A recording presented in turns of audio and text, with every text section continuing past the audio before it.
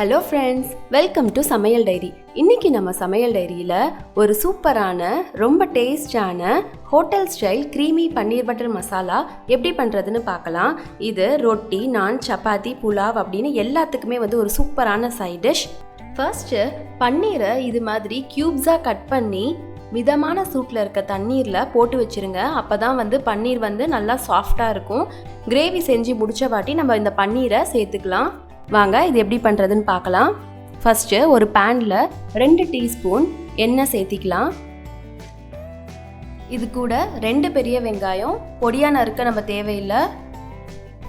2 பெரிய தக்காளி, இது ரெண்டையும் சேர்த்து நல்லா நம்ம வதக்கிக்கலாம். வெங்காயமும் தக்காளியும் நல்லா வதங்கட்டும்.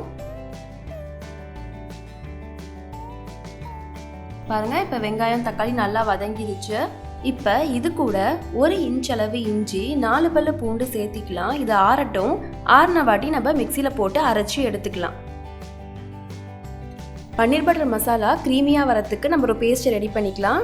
அதுக்கு 15 முந்திரி பருப்பு, கொஞ்சமாக பால் சேர்த்து நல்லா நைஸாக அரைச்சி எடுத்துக்கலாம். முந்திரி பருப்பு நம்ம அரைச்சி ஊற்றுறதுனால பன்னீர் பட்டர் மசாலா நல்லா திக்காக க்ரீமியாக வரும். அதனால் கண்டிப்பாக முந்திரி பருப்பை சேர்த்திக்கோங்க. இப்போ வெங்காயம் தக்காளியும் ஆறிடுச்சு, அதையும் நம்ம மிக்சியில் போட்டு எடுத்துக்கலாம். பாருங்கள், இது மாதிரி நைஸாக அரைச்சி எடுத்துக்கோங்க. இப்போ ஒரு பேனில் 2 டீஸ்பூன் எண்ணெய் சேர்த்திக்கலாம். 1 டேபிள் ஸ்பூன் வெண்ணெய், 1 பட்டை, 1 கிராம்பு, 1 ஏலக்காய் சேர்த்திக்கலாம். மிதமான சூட்லேயே வச்சு ஒரு தடவை மிக்ஸ் பண்ணி விடுங்க. இப்போ இது கூட நம்ம அரைச்சி வச்சுருக்கோம் இல்லையா தக்காளி வெங்காயம் பேஸ்ட்டு, அதை சேர்த்திக்கலாம். ஒரு தடவை நல்லா மிக்ஸ் பண்ணி விடுங்க. மிக்ஸ் பண்ணி வச்சுட்டு 1 டீஸ்பூன் மிளகாய் தூள், 1 டீஸ்பூன் கொத்தமல்லி தூள்,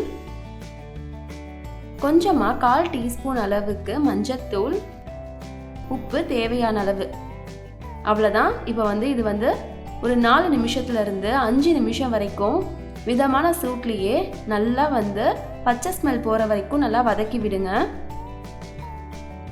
உங்களுக்கு கிரேவி 5 நிமிஷத்தில் நல்லா திக்காயிடும். பாருங்க, 5 நிமிஷம் ஆயிடுச்சு.